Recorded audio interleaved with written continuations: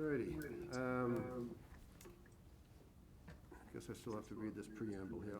This meeting is being held in accordance with the Governor of Massachusetts' March 12th, 2020 order suspending certain provisions of the open meeting law, General Laws, Chapter 38, Section 20.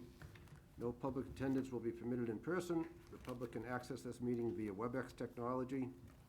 Until further notice, the Burlington School Committee will hear public comments virtually only.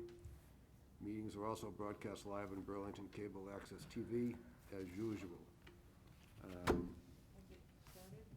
The WebEx meeting. The WebEx meeting number is 173-959-3235, with the password being Tuesday for those looking to join us on WebEx. All right, first matter item on the agenda is the approval of the warrant. Chair will entertain a motion. So moved. Second. Moved and seconded to approve the warrant as submitted. All in favor say aye. Aye. Opposed? Abstained? 1, 401. Next item is public participation. If there is anybody who wants to bring something to the board's attention that's not otherwise on the agenda, now's the time to do it.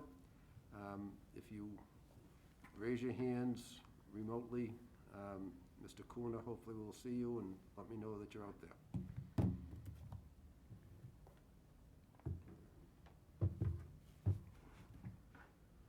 Nothing, Bob? Nothing. Okay, nobody for public participation, then we'll move on to Article 4 on our agenda, informational reports. Student representative, I see Sarah out there. Mr. Chair, before Sarah gets started, I just want to recognize her efforts all year. This is Sarah's last meeting as our student representative, so give the school committee a chance to thank her. But I also wanted to have Patrick say a few words on Sarah's behalf. So with your permission, Mr. Chair? Absolutely, yep. Patrick?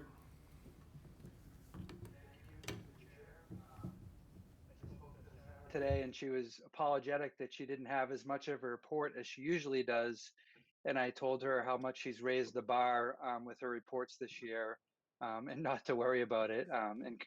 I know we all congratulate Sarah as she's coming up to the end of her senior year, and appreciate the efforts that she's made over the course of this year and multiple years in regards to being the voice of Burlington High students, which leads me to something that I wanted to make you aware of, that Sarah received the Princeton Prize in Race Relations from Princeton University.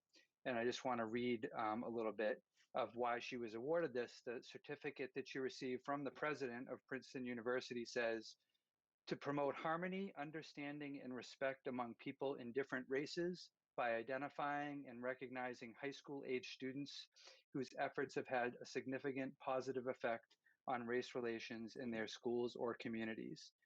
So Sarah received this award.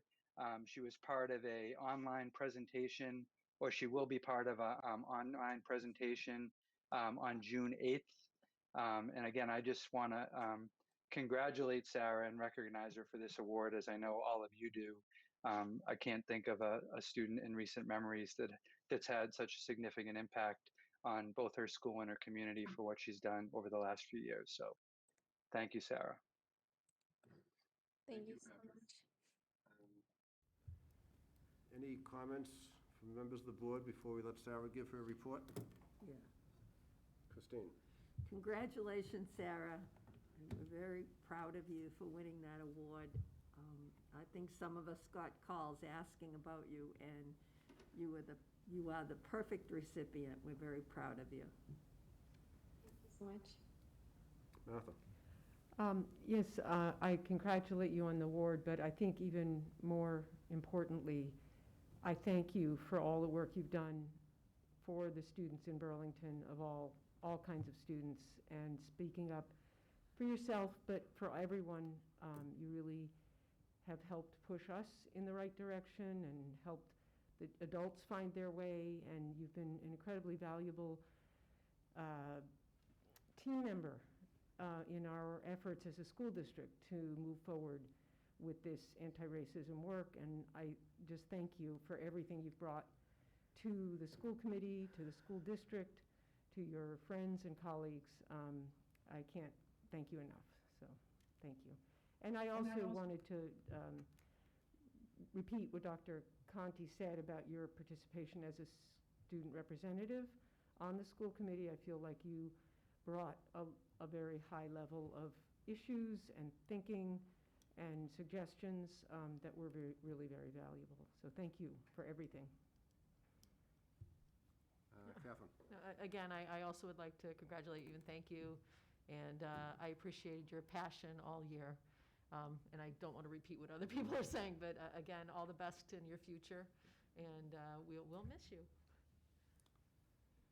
All right. Sarah, I'll just add my 2 cents worth. Everybody has said it, but we haven't all said it. You've done a fantastic job this year. You've taken a lot more action, a lot more interest, and shown a lot more leadership than many people who've sat in your chair over the years have. So you should be very proud of what you've done. As a school committee, we appreciate it. You've done the town proud, and I'm sure as you move forward, you're going to continue to do that. So good luck going forward. Good luck in the future. And now you can give your last report. Well, actually, not quite yet, Sarah. So I'll jump in and just say what all anyone can ask of all of us is that we just leave things better than we found them, and I think we've had that conversation before. I think you're leaving Burlington High School better than you found it. So I think please take some pride in that. And then not only from the things that we've talked about, but actually the school itself, because Sarah and some friends for their senior internship are working on a mural for the high school lobby. So Sarah, as part of your report, I hope you're going to tell the school committee about the mural that you've been working on. So with that, again, Sarah will finally let you talk and give your report. So thank you. Thank you all so much for your comments. It feels weird to say that today is my last meeting. I feel like I've been talking to you guys and meeting with you guys like for so long. But yeah, I mean, like today, like I don't have like a lot of like reports and stuff, but just kind of like things that are happening at the school. So obviously the senior internship is like coming to an end. This is the last week basically for all seniors. Like our official last day of school is on Friday. And following that week is just going to be all like senior obligation days, starting with the under the stars night on like June 1st. Then we also have the scholarship night on June 3rd. We have our senior breakfast where the yearbooks will be distributed on June 4th. And then we have our graduation rehearsal after that. Obviously graduation is on the 6th. So everything is, I guess, coming to an end, and we're really excited for the next week, for all the celebrations and all the events. And as far as like in the school, like this week, the Multicultural Humans of VHS Club is giving out paintings made by Bren Bacon, who's actually a artist like in Cambridge, I'm pretty sure. But the artwork that he makes, he like sends it out to like different parts of the world, and the whole goal of his paintings is to spread kindness. And so the Multicultural Humans of VHS Club basically bought the paintings and are doing a scavenger hunt in the high school, giving clues in the morning announcements and on our Instagram to like have students and teachers find the paintings, and they can just pick it up when they find it. And the whole goal is to just be kind to somebody and give a smile to somebody. So that's been happening for this week and the last week. Also this week, National Honor Society is giving not giving, they're hosting like a land cleanup week. So we're taking like different locations like parks in the town and kind of like cleaning up the areas. So like I'm volunteering like tomorrow at Simon's Park. So we're doing this like throughout the week, even with like some middle school students as well. So that's really nice. And yeah, as Dr. Conti said, the mural, this is a project that we kind of had in mind for like a couple of years, where we wanted to kind of highlight one aspect of diversity within all of us, which is the language that we speak. And for some of us, it's languages that we speak at home with our family and our like parents, or it's like a language that they're learning, currently at our schools. So like languages can tell a lot of different things about a people. And so we decided to highlight that through the mural, and hopefully it will be up soon. It's basically going to be in the main entrance. There's like this wall above like where you go down to the auditorium when you walk into the building. And on that wall, we're placing this mural, and it basically includes words that say welcome, but in different languages from around the world. So like for Spanish, it says bienvenido and things like that. So hopefully when new students come into the building next year, like freshmen or like ELL students, transfer students, they see a piece of them up in the mural. And we're creating like a website alongside with it, so like we can give a little bit of background to it. But yeah, that's what my friends and I have been spending a lot of time in the past 3 weeks doing for our senior internship. And a lot of people also are doing other projects, which is really exciting. And we have our like internship presentations also next week, where we'll be like presenting what we did to like a group of faculty members and other students. So yeah, I think that was it. It's next year, just so the committee, you're headed to Huntington Ave, correct? Just say that one more time, I couldn't hear you. Sarah, next year, tell the committee your plans for next year. Oh, I'll be attending Northeastern University as bioengineering and biochemistry major. So I was gonna be biochemistry and bio, but I chose not to. Yeah, me too. S- and last thing, there will obviously be somebody to replace me, and those elections for the executive board as well as like just the student council in general will be next month at some point. So. That was gonna be my question. All right, Sarah, thank you very much for everything that you've done this year, and best of luck next year if we don't see you in the meantime. So much. Mr. Chair? Oh, Martha.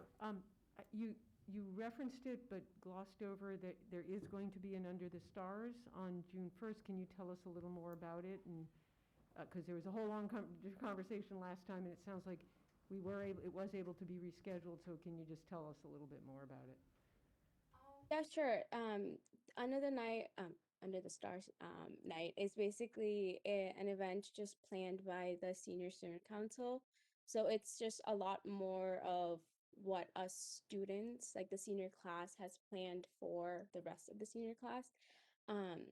And there's no like specific like attire or like a specific like goal with the event. Like I know there was the whole confusion with it being like prom and all. But like right now it's just that this night is just something for like seniors to like be part of and have fun at. And there's no like designated attire, like you have to dress up in prom attire. Like you can show up in like representing your college like shirts and like all that. Like it's very casual, and the whole goal is just to like build memories and like do fun activities together.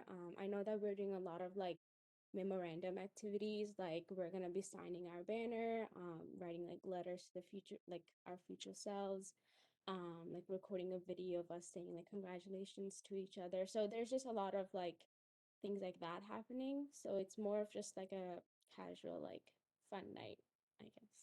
That sounds great. And thank you for giving us a great time. Okay, thanks, Sarah. Next up, 4B, subcommittee reports. Anybody have any subcommittee reports to bring forward?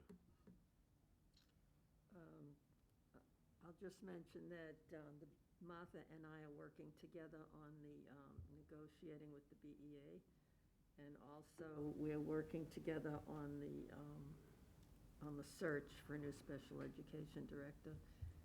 And we've been very busy on both of those, and we're coming along. Okay, Martha?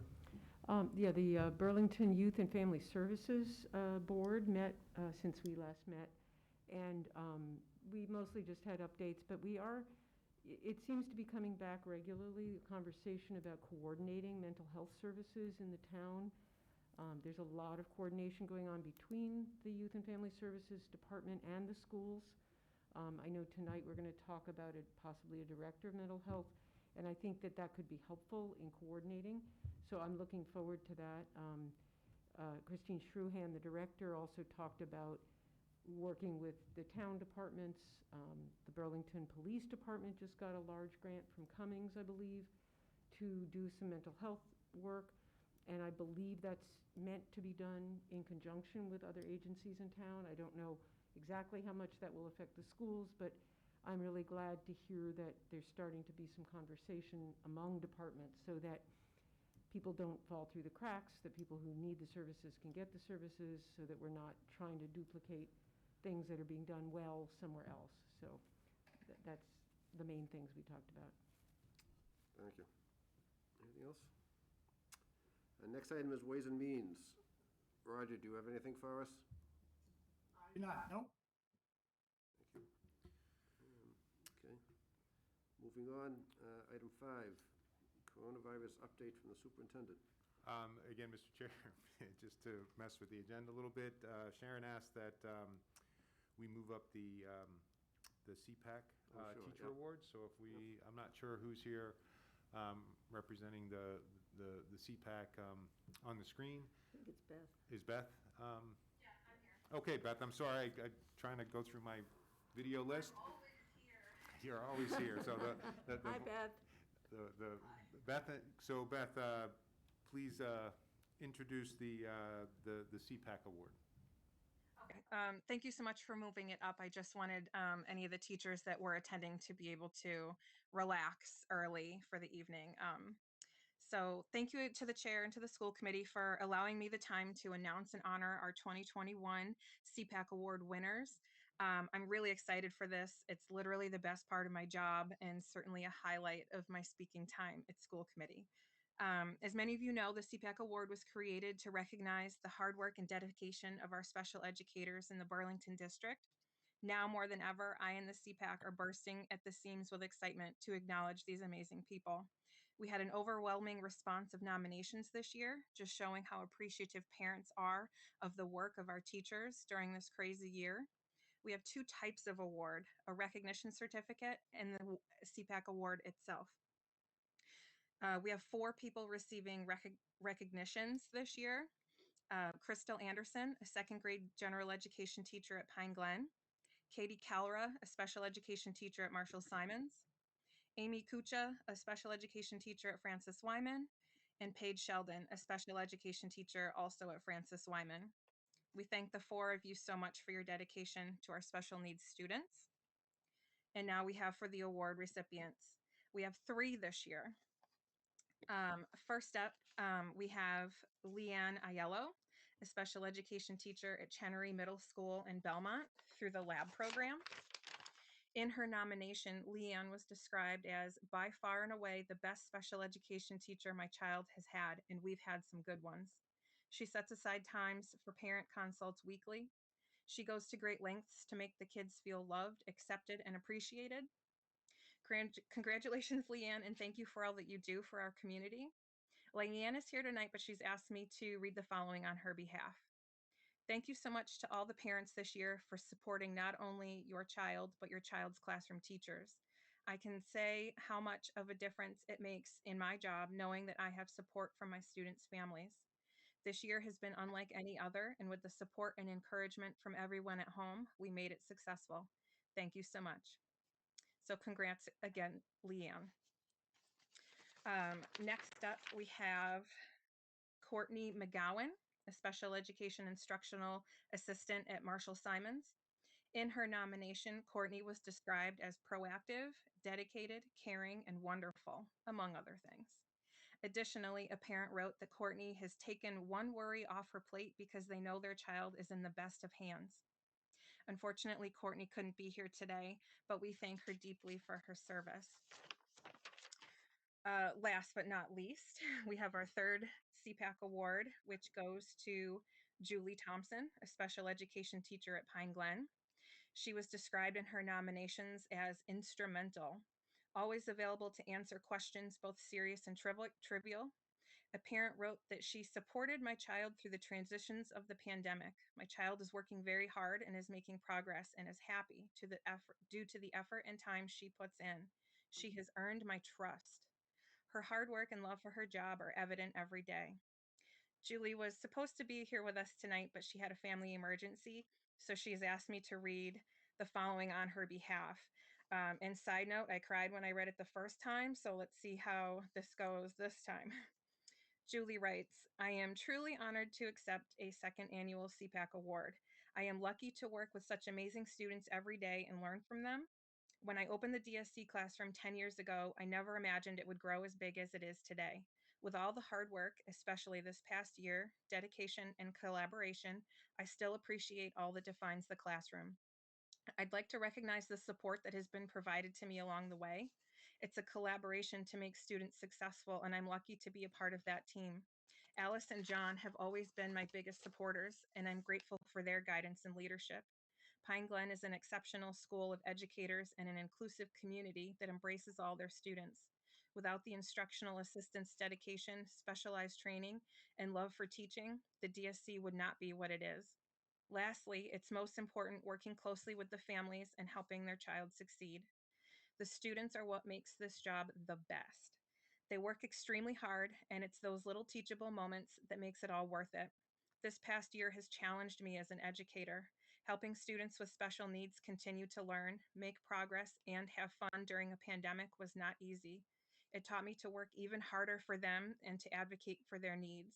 I promise to continue to support them and help them be the best they can be. Thank you for all of your support. The group of students these past few years has really shown me what teaching is all about. They have played such an important role in my teaching experience, and I'm grateful for that. Please share with your council that I'm honored to accept this award. So congratulations to Julie, and thank you for all you do. Her response to this award is just another reflection of how amazing she is, and a reminder that it takes a great big village. We wish we could thank everyone that works with our special needs students. They all work so hard and they are all so lovely. So just a deep felt congratulations and thank you to everyone. Thank you again to the school committee for allowing us the time to publicly acknowledge these great special educators. And that's it. Until next year. Very much, Beth. Questions or comments on Beth? Christine? Beth, I think it's amazing that the CPAC works so hard and does such a good job, and I appreciate that each year now you are doing these awards. It's a really nice recognition for the teachers, and I would like also to thank the teachers for working so hard with our neediest children. Thank you. Martha? Briefly, I want to thank all the teachers and congratulate them for their recognition, and I do wish we could recognize everyone.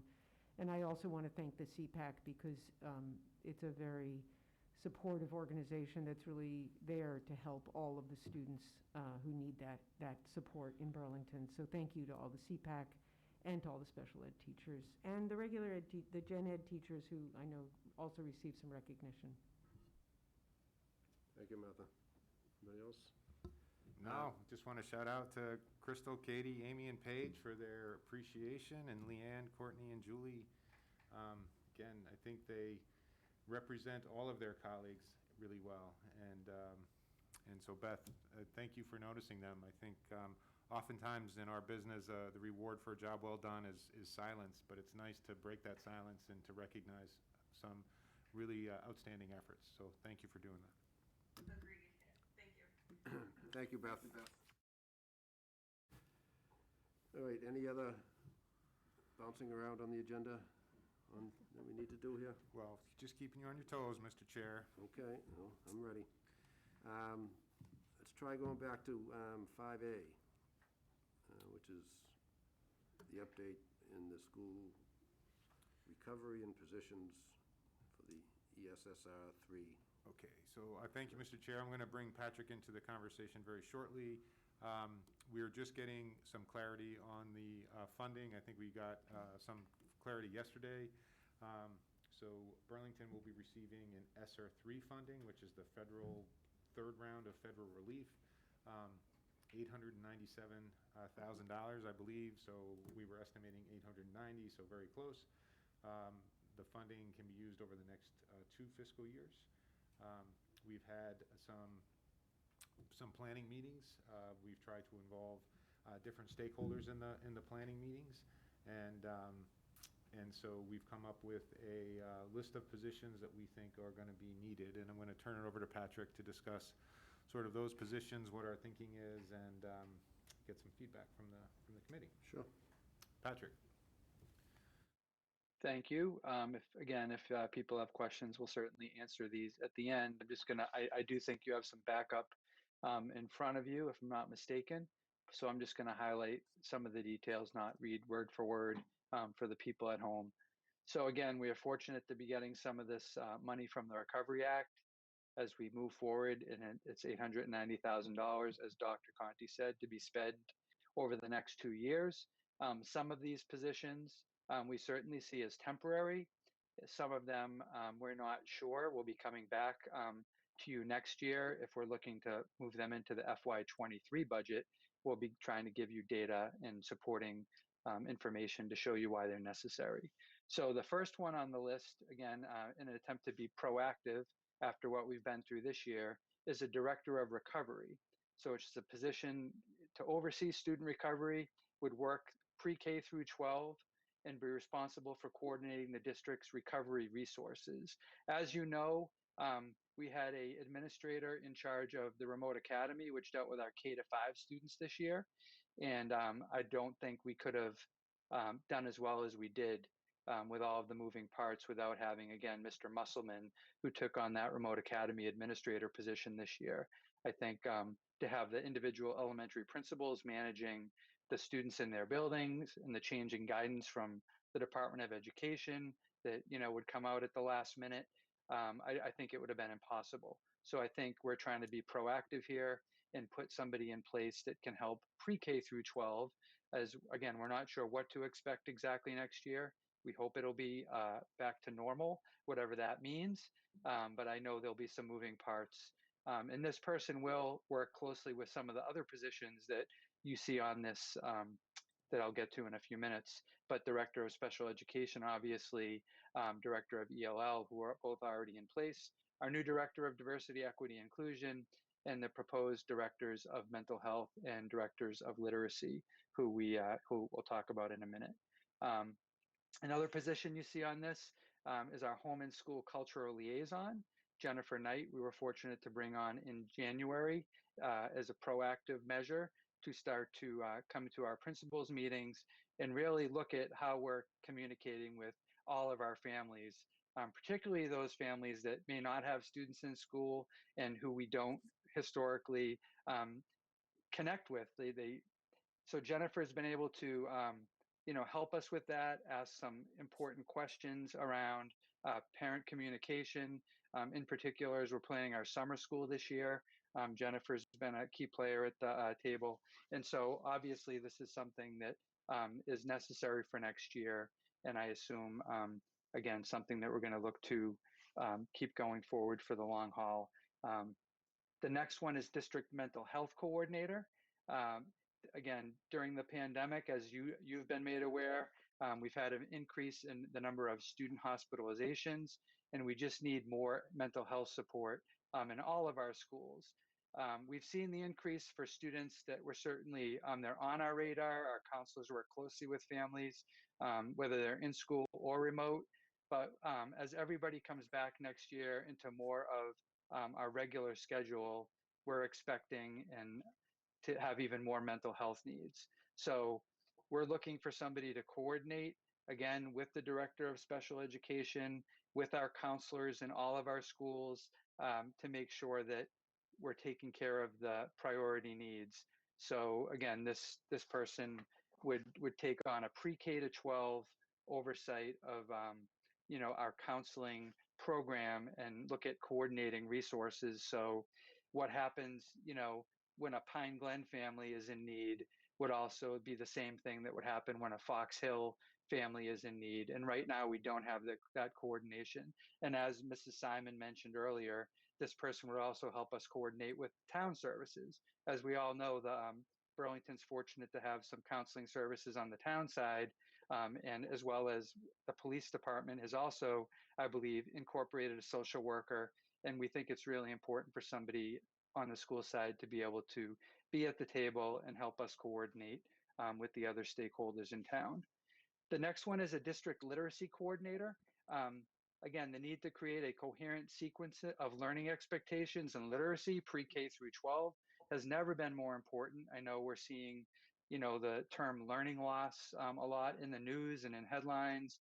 And we think we do a pretty good job with literacy instruction in the district, and to have somebody to really be the point person that's going to help us with this and be able to, work across all the schools.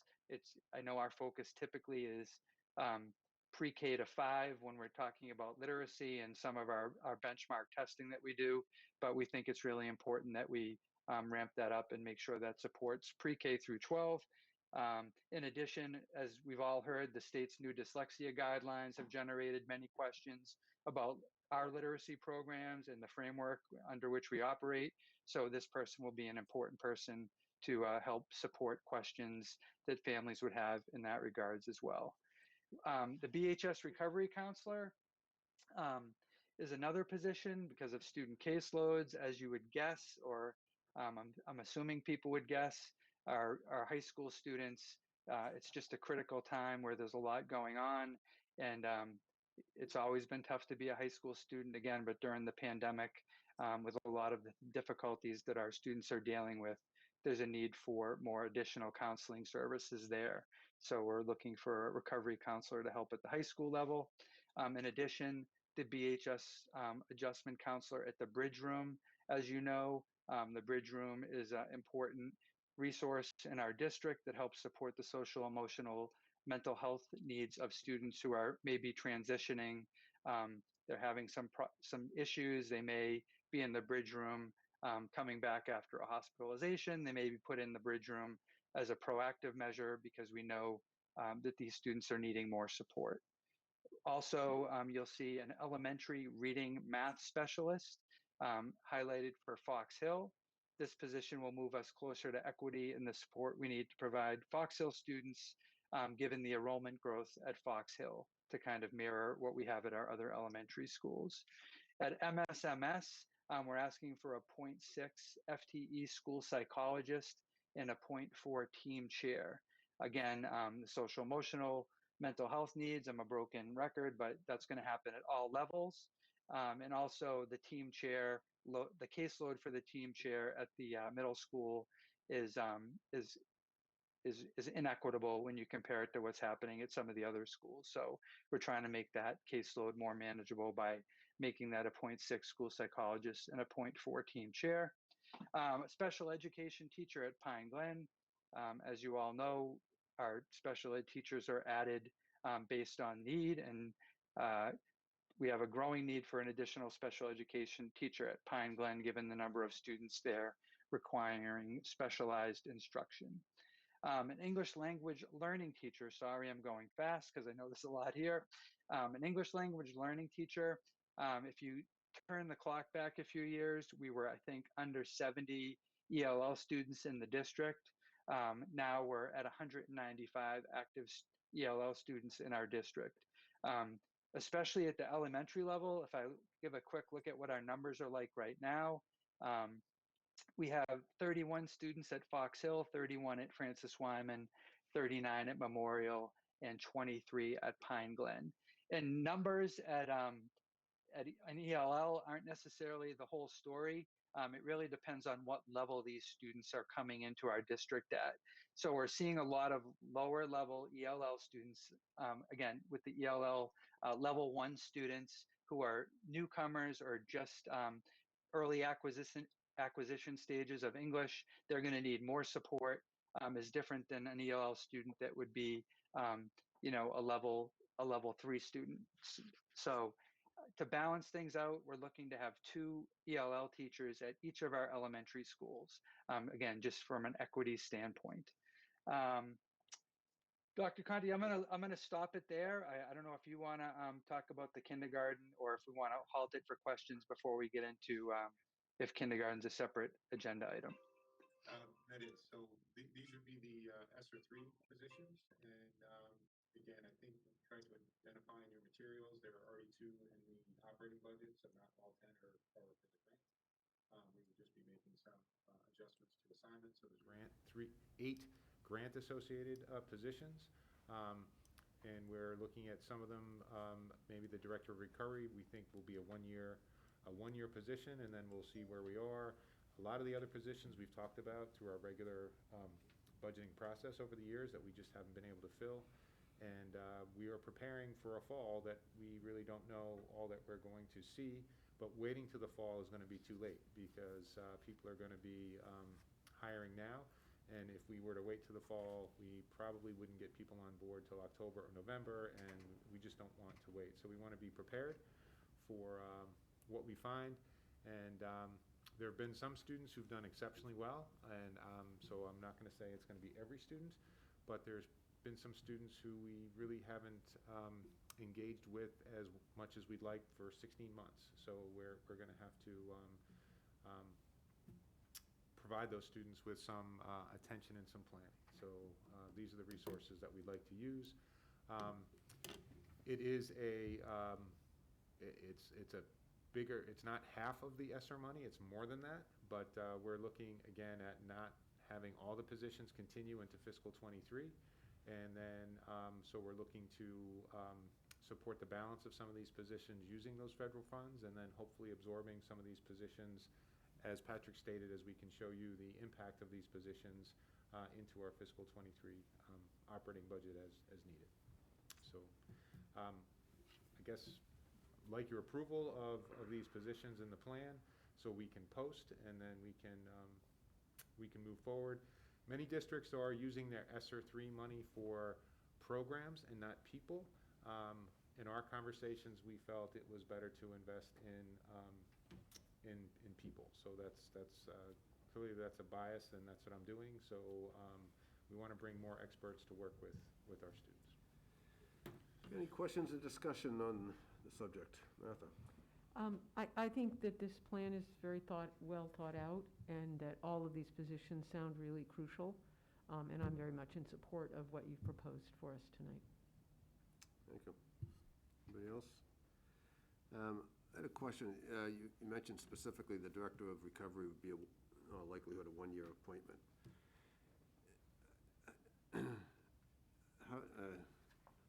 Just trying to figure out how that, are somebody going to come in on a one-year appointment and then leave? Or are you going to have somebody that's in-house take over that position for a period of time? We're going to post and see who applies, but I think an in-house person who knows our programming pretty well would probably have an advantage. And I think what was successful for us, Mr. Murphy, as Patrick stated, is the principals are going to be really focused on what's in front of them and managing the kids and the students who are there. We've seen an increase in school refusals. Kids, even though they can come back to school, don't want to come back. We're going to have to, I think, have people visiting homes. We're going to have some really close contact conversations, and I'm not exactly sure what the issues are going to be right now, but we need, I think, someone. I don't want to pull a principal away from having those conversations, so we're going to find someone who can really focus on getting students, and you're going to ask me how many there are, and I'm going to say, honestly, I don't know, getting those students back into school and back adjusted. If there has been learning loss, and I don't think there's been as much because of the exceptional job that our teachers and our principals, remote and in person, have done. But if there is learning loss, if those students continue to learn at the same rate, they're just going to stay behind the entire time. So we're actually going to have these students learn and adjust at a higher rate. So again, I think that's what we're going to look to do. So more than likely, again, someone who knows our programming well, We have very talented people who could do this job, but I just need to pull them out of their present responsibilities so that they can focus on some particular student population. Okay. Do you want to vote from the board supporting this, or are you just looking for a general consent? Yeah, I'd like a vote. These are positions, so I want to post them and just want to Chris?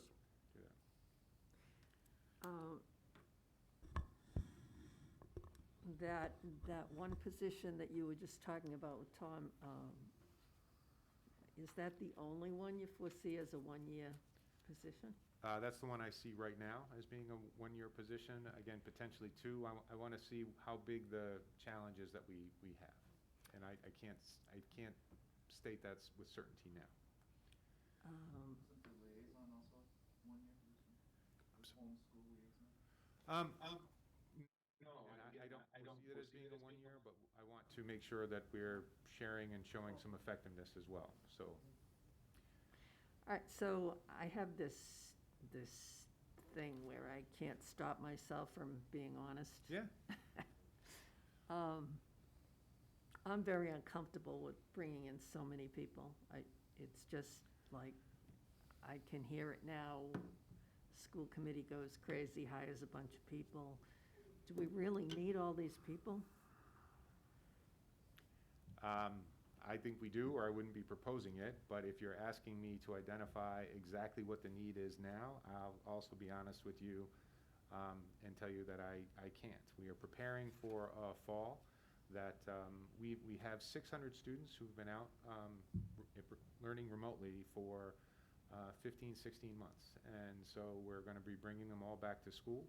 From everything we're reading, everything we're seeing, there's going to be a lot of adjustment to that return, and we're preparing for that adjustment. No one will be underutilized or looking for work. We can utilize everybody. If we are finding over time the positions aren't adding value, we will certainly bring that back to the committee, and the positions don't need to be permanent at that point. My own observations through this pandemic are that the kids who had the most disruption and difficulty in learning were those students, both special needs students and regular ed students who were on the hybrid program.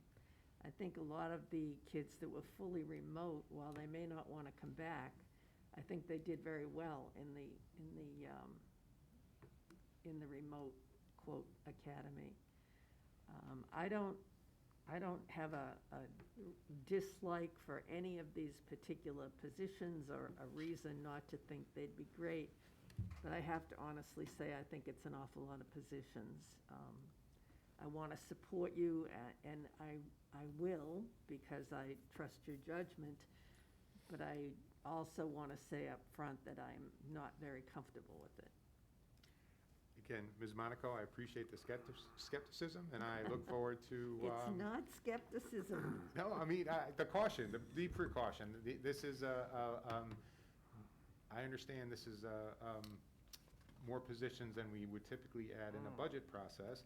I'm saying the situation is different than a normal budget process, and the federal funds are made available for us to create this, and I don't want to miss the opportunity to take advantage of it. So I'm concerned about keeping people. You know, you hire people and you have federal funding, and you can maybe carry these individuals 2 years, but then what happens when we have to get all these positions into our budget, and at the same time, we have all these contract obligations to meet? So I think it's going to be a tough one. Yep, and there'll be some retirements, and it's going to be a puzzle. And I just don't want to miss out on the opportunity for fear of 2 fiscal years from now. We're not spending all of the grant money, so I think that we are trying to hold some in reserve. And so I think that we'll try to map that out and prioritize the positions that we want to keep, trying maybe to absorb in fiscal '23 1 or 2 of the positions, and in the following fiscal year '24 1 or 2 of the positions. And I think that we'll see. The ELL position, we would be coming to you anyway, just because our numbers are going to drive that. Our special ed position, we're going to come to you anyway. Because of that, those would be enrollment-driven positions, mandated service delivery positions. anyway. So I think there's also some positions. The Fox Hill specialist we've talked about for the last 3 years. And so I think there's a priority there. So we're trying to utilize the federal funds to, I think, jumpstart some of the positions that we really needed. One last comment. If you had some vice principals in here, I would be, yes, we really needed to bring those back. And there is one position I'm going to bring up again because I want to advocate publicly for this position, is a specialist for our students on the autism spectrum at both the middle and high school. I think we have great programs at the elementary school, but at the middle and high school, I do not. And I think we need someone to create and run programming for those kids at both the middle and high school levels. I know you and I talked about it, and it may be in the future with a new special ed director involved. But I just want, especially CPAC parents, to know that that's a position I really want to see. Done? Yes. Just my 2 cents worth, and I would echo somewhat what Martha had to say. Clearly, this is all unplowed ground for all of us, and particularly the administration. But we are, to use a colloquial, playing with federal money as opposed to our local money, and I think we should take full advantage of that by preparing ourselves for some of the challenges that we anticipate. And as we go forward for the next year or two, some of those challenges may abate, some of them might be more permanent, and we'll have the challenge fiscally of trying to work this stuff into our budgets going forward. But I think it would be penny wise, pound foolish to not take advantage of the federal funds that are available to at least address and deal with what we are fairly certain are going to be a good degree of issues going forward. So I'd rather go into that next year or two well prepared and well planned out than trying to save a couple of dollars in federal funds this year and then trying to catch up next year. I think the plan is well thought out. Nobody has a crystal ball, but I think you've identified the most likely areas that there's going to be concern and need. And so all we can do is do our best going forward, and we'll see how it plays out. And we may have some fiscal challenges in the next year or two, operating budget-wise, but we'll cross that bridge when we get to it. So that's my 2 cents worth.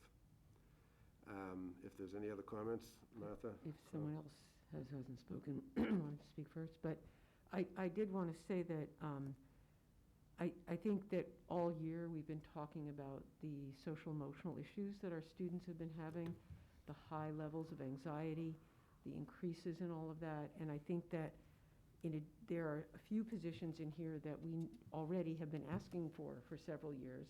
We weren't able to fit any of them into the operating budget this year. The federal government is providing money that we can use for them. And of the rest of the positions, most of them will deal with student needs that have to do with anxiety and, emotional issues, as well as any academic catch-up needs that students may have. So I do think they're all valuable positions. And I am a little concerned about how will we absorb the ones we need to keep in the future, but I don't want to, I do want to take this opportunity to use the money now for it. Might be Kathleen? a silly question, but when we're hiring these people, they know up front that these are not permanent positions or may not be permanent positions when they're going through the hiring process? Again, I think we can talk to them about that. Most people don't know what the funding source for their paycheck is, whether it's a federal grant or not. So we can certainly say these are grant funded positions and that we're going to do our best in the next 2 or 3 years to absorb the positions. Again, we're going to be forced to absorb a certain percentage of these anyway, given that they're mandated services, and we'll see how things fit. I I also want to look at how effective they are and really have those conversations too. So some of this is just proactive planning. I honestly don't know what we're going to see in the fall, and I'm hoping that maybe some of this money is wasted, but we'll be ready. And so that's what I'd say. I'm not hoping the money's wasted. You know what I'm saying? I'd rather The need isn't as great. have the resource ready for the kids Right. than not have the resource ready for the kids. I guess it's a better way from this statement. You can see the headline now. Are we able to accomplish what you need with one motion, or would you prefer a separate motion for each of the projected positions? What? Just one for the plan is Okay. fine. I think we'll be okay. And Okay, the chair will entertain a motion to adopt the recovery plan, for lack of a better term, put forward by the administration with the use of the SSR3 funds that are going to become available to the town of Burlington School Department this next fiscal year. So moved. I'll second it, Martha. Moved and second. Further discussion on the motion? Seeing none, all in favor say aye. Aye. Opposed? And that passes 5-0-0. All right, next one is the kindergarten. yeah, just one other piece, Mr. Murphy, of the school recovery is we had mentioned at the last meeting the summer programming that we're trying Oh, to yeah. put together. Yep. There is state money that is additional to the ESSER3 money that they're making available. Those are matching grants or there's some competitive grants to go with that. I think the state said they're freeing up $70 million. We have expressed an interest. I think the state asked districts to say, are you going to be interested in using this money? We said yes. So the high school and middle school are putting together programs that, again, they have not had in the past. So we're looking at those. We're going to see, we're posting anticipated positions. We're going to see what the teacher interest is, what the student interest is.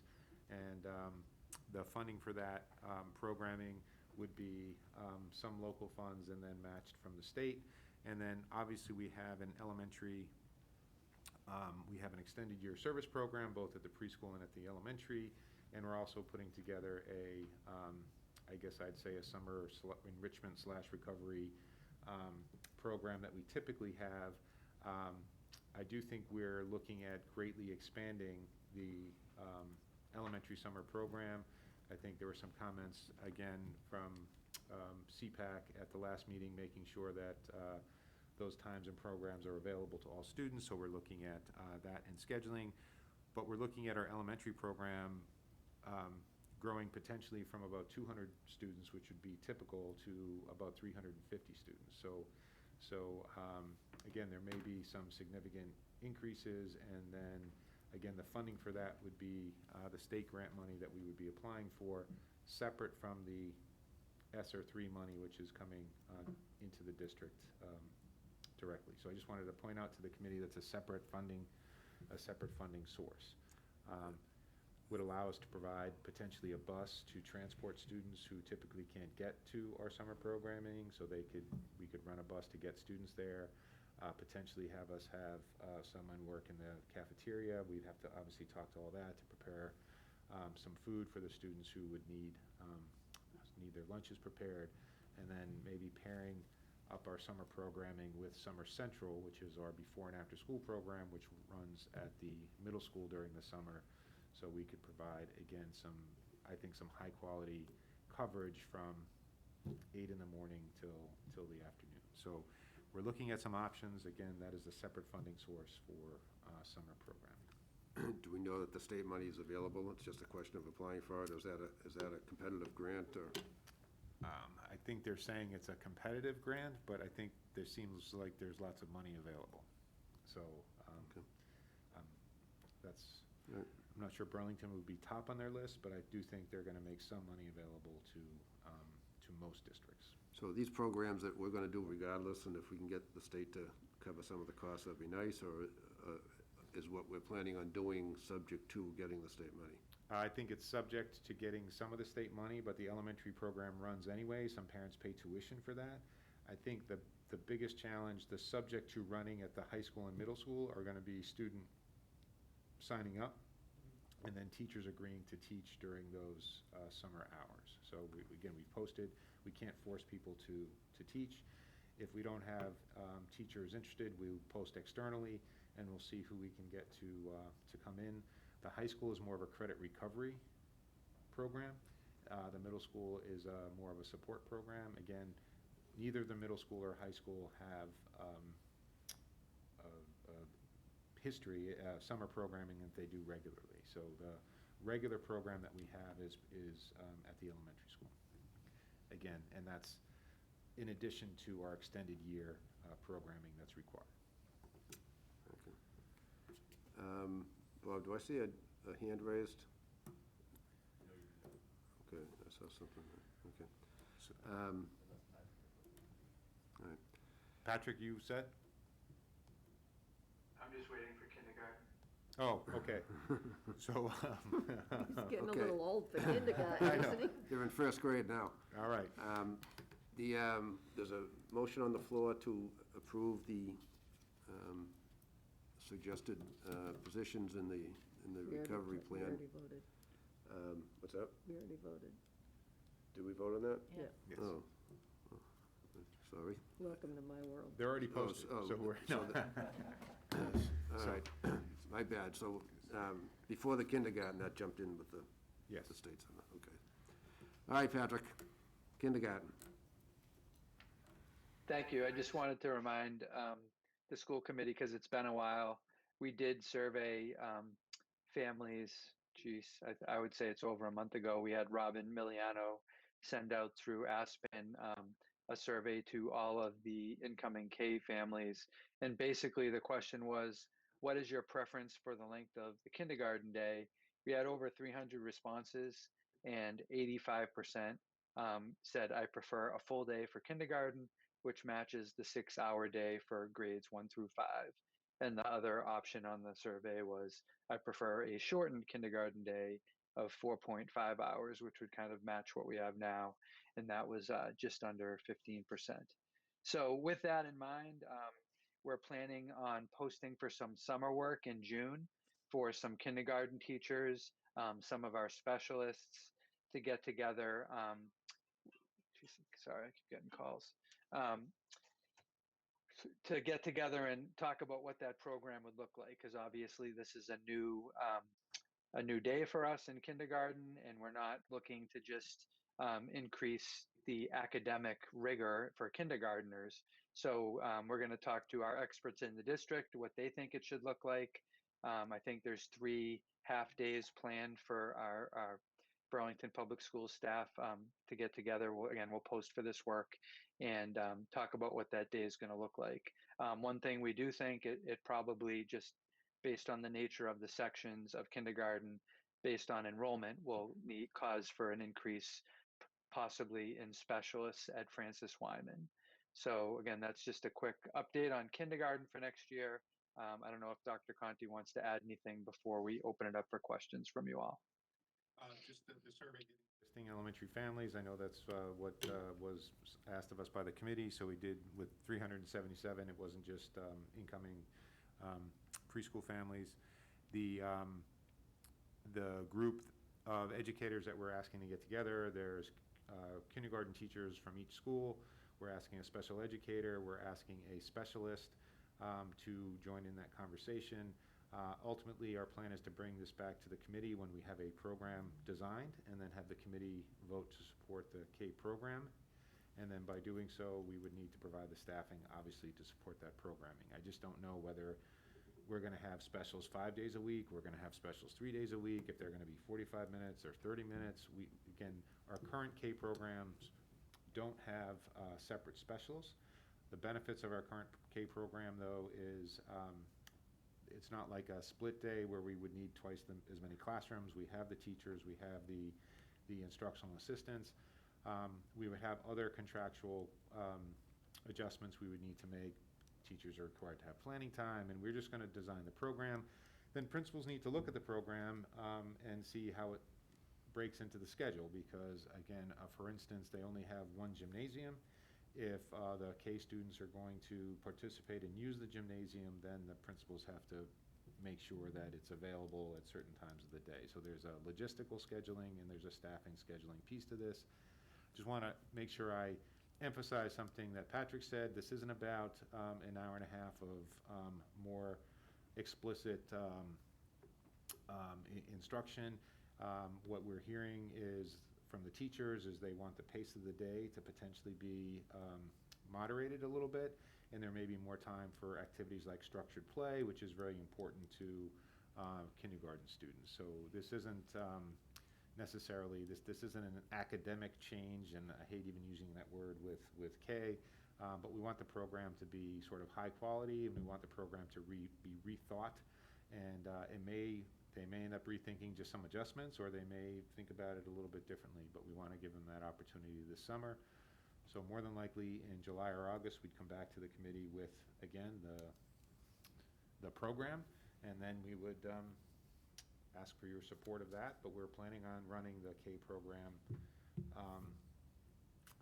the same length of day as the current grades 1 through 5. When? Starting in the fall. So, Questions or comments on that, on the kindergarten proposal? Chris? I support going to the full day. I think years ago when the schools went to the extended day, it was a big deal. We had to hire a whole bunch of teachers to, because we had 2 sessions, and so when we went to 1 session, you needed more staff. And as time has moved on, I think the vast majority of little ones go to some sort of preschool. And whereas they may not have been ready years ago to go into a full day, I think now pretty much for the most part they are ready. So I support this, and I'm happy to see it coming to fruition. It'll save a little money on buses, because the kindergarten kids will go home with the older kids. On the other hand, they won't get door-to-door service like they get now, so that may not thrill some people. Correct. So we're going to put the whole package together for you. I just honestly want to hear from the teachers, the special educators, and the specialists what they how they want to see the time meted out, and the instructional assistants as well, because they're an important part of the program. And there are always trade-offs, Mrs. Monaco, so that would be one of the trade-offs with the transportation. Well, I'm in support. Carol? Thank you, Mr. Chair. Just out of curiosity, if we talk to the teachers and experts, and they come back and say that it's their recommendation that it's not, the kids aren't developmentally ready for a full day, are we gonna, I don't want to thwart the will of the parents, it's overwhelming what they want, but I guess my concern is our kindergartners, I know that it's not going to just be more classes, but what kind of, are we definitely going to go full day, or is there still some flexibility there? I think we're planning like we're moving forward. So can we not do it? It would be easier for us not to do it than to do it. So I think that would be, I guess I'd never say never. Mr. Frost, I will say that these conversations did start with principals and their K teams starting during the winter time. So every elementary principal met with their K teams, talked about this as a possibility, especially with the COVID and then the adjustments that we have had to make all year, and not being able to provide that intermediate day bus run, so we were sort of forced into this. But the teachers talked about the benefits and some of the drawbacks, and I think I got that information from every school, from the teachers, and I think there are choices here. It's not like the abbreviated day was all benefits and the extended day were again, was all drawbacks. So again, I think it's a trade-off. I think some teachers have actually, that I've spoken with since we've gone in April to full days, have said they enjoy the extra time they have with the K students. And I'm sure there are others who think the day is too long. So I wish I could tell you there's a clear, unanimous position. There's not. And I think if a full day were an outlier position, Mr. Foss, in fact, most of the K programs that I'm aware of are running full day. I think the Burlington's program would be sort of the outlier now.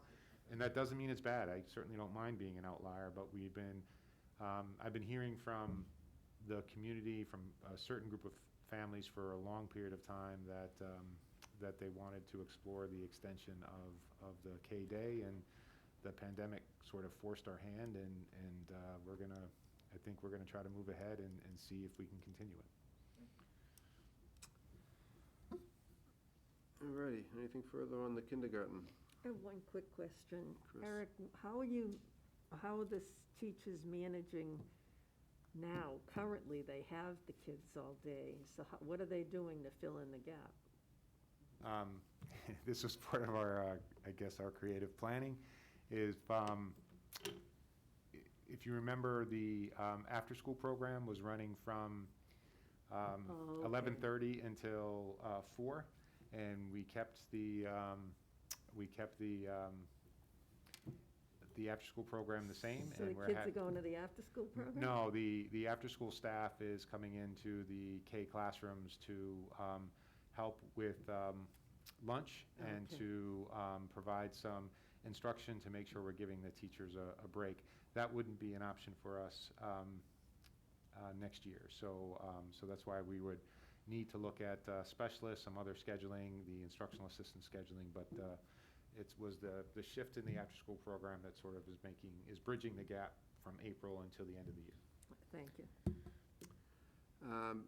Beth Colburn, I see you have your hand raised. Yes, thank you. I just wanted to touch on 2 points on this subject. One, from personal experience, I had a child who went to the full day preschool program. So from the age of 3, he was in a full day program and he made it. Not to say that, it won't be difficult for some kids, but I think it sounds a little bit scarier than it is to go full day at such a young age. So it can be done.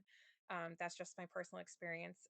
And additionally, I'm thinking about full day programming and how that will affect certain special ed programs, especially the DSC in Pine Glen, and how that, in my mind, would emphasize the need for that extra teacher that you were talking about in the recovery funds, because especially in kindergarten, they kind of utilize the full day in that program to do other things. So the coordination there that you've already talked about with the special education teachers, I think will be really important, and emphasizing that need for the extra staffing for a full day kindergarten. Anything else on this matter? Seeing nothing, we'll move on to item C, Governor/Commissioner changes. Dr. Conti. Again, Patrick, you can help me out here as well. I think it seems like almost every Monday or every Friday afternoon, we're getting some sort of adjustment. I think the 2 main days that we have coming up are May 29th, which I think a lot of the outdoor restrictions are going to be lifted completely. We're incorporating those adjustments into our graduation planning, our end-of-year planning for 5th, 8th, and for the graduations. The other date is the date of June 15th, where I think the governor has stated the state of emergency may end. And we just got a memo, I think, today, Patrick, that said something that he's going to, even though the state of emergency is going to end, he's going to extend some provisions of the state of emergency. One of them would be, I think, some of the open meeting laws or the meeting laws that allow you to have sort of an in-person and remote meeting happening. So I don't exactly know all the rules yet. Patrick, is there something else that I'm missing? No, I do think I heard the same thing, that they were going to extend some of the provisions around open meeting laws through the calendar year, is what I heard. And again, I just want to say thank you to the families. I know the governor went on a press conference at Monday, and this isn't meant to be negative. We appreciate the opening up, but it came out of it was a surprise because we had just had an update, I think a week earlier, on some changes and guidelines. So again, we're happy that we could tell our students who are athletes that they could start playing their sports unmasked outdoors. But again, it all came down rather quickly, and DESE is a little bit behind in their written guidance. We've asked them for updates on different things, and they're trying to kind of put in writing, just like you've had policies, the school committee, like the mask wearing policy, things that it's hard to just change them on a dime when it's policy. So the state's trying to change some of their written policy around what we've been dealing with during the COVID-19 pandemic. So we appreciate families being patient. All we're doing is we're hearing about it. We're checking with the Department of Public Health. As always, the Burlington Board of Health is a tremendous resource, helping us decipher what these changes mean. And we're trying to make the changes, that make sense to us as quickly as we can. Patrick, just one other thing through the chair is, I think what has also been a recent change is the vaccines to students who are 12 years and older. And I know that some school districts have been running vaccine clinics at their schools. I know we met and talked about it with our team, Barbara Conley, and we had a great community partner step up, and we're running our local clinics, vaccine clinics, not at a school, but you want to just talk a little bit about that and what Leahy's doing for us, I think, and certainly recognize Barbara for her efforts. Yeah, thank you. I know we've been, like many schools, personnel is an issue. Thankfully, the school committee supported additional nurses before we knew there was going to be a pandemic. But even with that, we had some conversations with Barbara. Do we want to do these vaccinations at the school?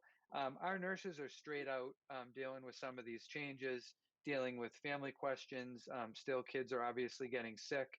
And we, at the same time, we were able to partner with Leahy, and I know they have walk-in hours for our kids, but they extended walk-in hours so more Burlington families could access the vaccinations for students 12 and up, thanks to Barbara's collaboration with the folks at Leahy. So we highlighted that on our video update last week, and happy again to acknowledge their support of this. We're also finding out about local supermarkets, walk-in clinics, where families can go on the spot and get vaccinations if they're interested for their students 12 and up. So we'll keep highlighting those and sharing that news. And again, if families have concerns about whether they should get their child vaccinated, I know we touched upon this last time, please reach out to your doctor. I'm confident they'll encourage you to do so, but that's a decision you can make. Thank you, Patrick. Questions? Martha? Are there, my memory of the Leahy offerings was that it was going to be on May 22nd, 24th, and 26th. Is that still true, or are there additional, because that would mean only tomorrow is left for those walk-in clinics. So if you could explicitly tell us what the dates are of the walk-in clinics at Leahy that you're aware of? Again, I don't have it in front of me. We put it in the weekly update. It's on the website, but we will do another update on Friday. I know these are going to be continued to be offered, whether it's at Leahy or other places in Burlington that are convenient for families. So we will continue to coordinate that and put it in our messages, because again, my own daughter's she's a freshman, she's getting vaccinated June 6th for her first time. And just for me as a parent, it's a level of insurance, or I can exhale a little bit knowing that she's vaccinated. So we're going to make, again, if people want to take advantage of it, we'll continue to highlight what's available locally on our Friday updates. Can I just ask then, am I correct that there's a walk-in tomorrow on the 26th at Leahy? Again, I don't have it in front of me, Martha. I apologize, but if people want to, I can go to the website and look for it if you would like. Where would people find it? Is it at the Leahy website? No, we put it on our weekly update that we do every week. It's on the. So if people want to go to the Burlington Public Schools website under District News, they'd find the last week's video, and they can either listen to the video or there's a transcript that would give the dates. Is that what you're saying? That is what I'm saying. Great. Thank you. Yep, there's a transcript right under it. Yep, thank you. Thank you. Thanks, Patrick. Item D, school face covering policy update. Dr. Conti. Thank you, Mr. Chair. The school committee may not remember, but you passed a school face covering policy at some point prior to the start of the school year. Those things have changed and the requirements have changed. So Sharon added some language that I think would modify it instead of having you just suspend the policy for a while. If in your packets, she just wanted to mention that face masks or face coverings will not be required when appropriate social distancing is forced, again, during mass breaks, while eating or drinking, or while outside. And I think that would bring us into sort of compliance with the current guidelines from the Mass DPH. And then she also added a suggestion that face shields or physical barriers may provide an alternative in some instances, again, for students who have some other challenges with the face mask. I know we normally do a first and second reading. Things are changing so quickly. My suggestion would be if you would just amend the policy. We're doing this anyway, so I just want to be honest with the committee. We aren't following your policy now as written. And if you want to change the policy to reflect what we're doing, that would be great. I move we amend our policy on face coverings to reflect what we have in our agenda as the new policy. Second. I'll second it. Moved and seconded. Any discussion? Martha? I just wanted to know if you feel these are minimal, the main change is that when students are outdoors or while they're eating, there's this shift. Are there any areas that you have a concern that you think we actually are doing or should be doing to change the policy, or do you feel like these are the full amount of what's currently what we're doing? I think this would bring us into alignment, Ms. Simon, Okay. and I honestly don't want to spend a whole lot of time on this because it could change Okay. tomorrow, and again, at Right. some point, the mask policy may not even be necessary. So I just wanted to bring it to your attention that I know we're violating your policy, and we are no longer contact tracing outside for outside activities. So the kids are enjoying recess in a very normalized way. Thank Eric, you. Can we add to the policy that when we're in a room with 8 fully vaccinated people, we don't need these things? Yes, you can do that. It just wouldn't be legal, right? I'm not actually sure about that. We're getting different guidance, but I think it would depend on the distancing and I think the frequency. I think for family gatherings, they're sort of Oh, for saying families, yeah, I just mean, But, us here, because, I wouldn't be surprised though if on the 29th that gets adjusted oh, as well. that would be So- great. So I think that's coming up quickly.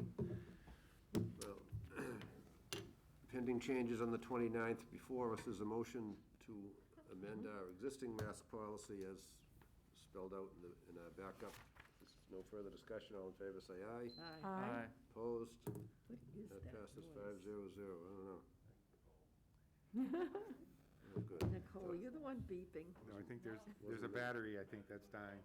So, Okay, item 5E, school. Oh, sorry, Patrick. Yeah, what do you got? My apologies.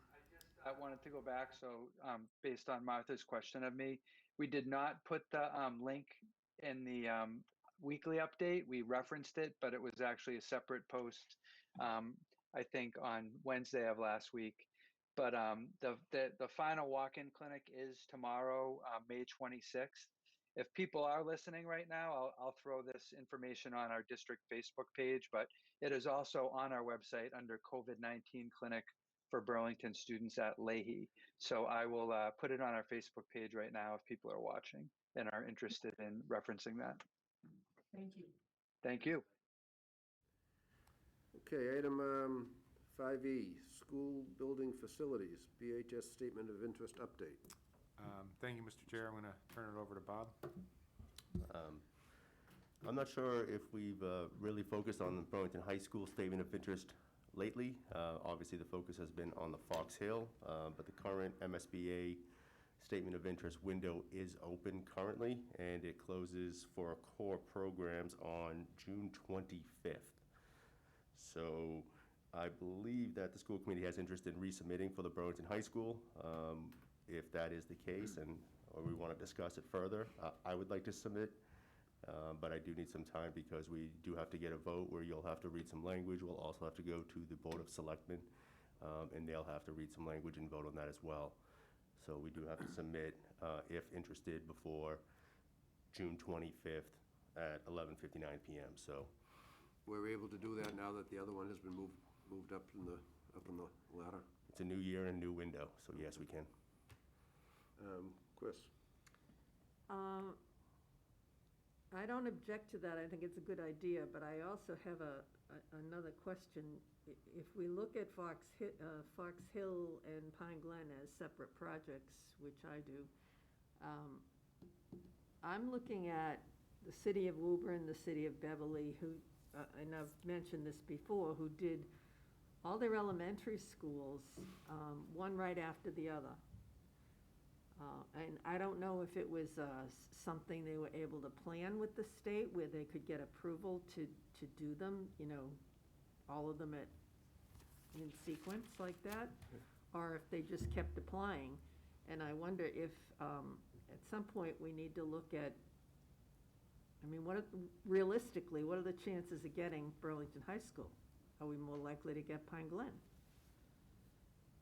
Just a thought. Again, difficult to answer.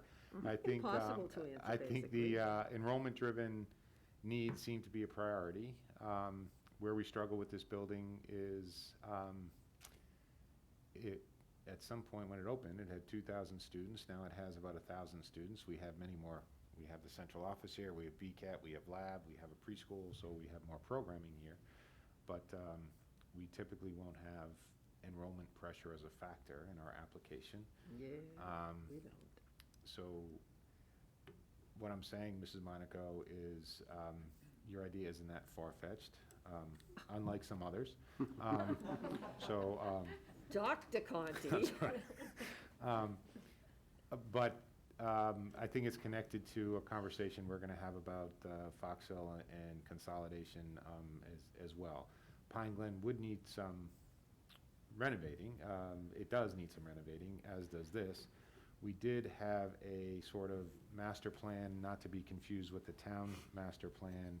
We did have some professionals look at all of our buildings who did say the high school should be our next priority. Now, we listened to them for 7 years and didn't get anywhere, and when we stopped, the Fox Hill's in the pipeline. So there's need at both Pine Glen and the high school, and those needs aren't going away.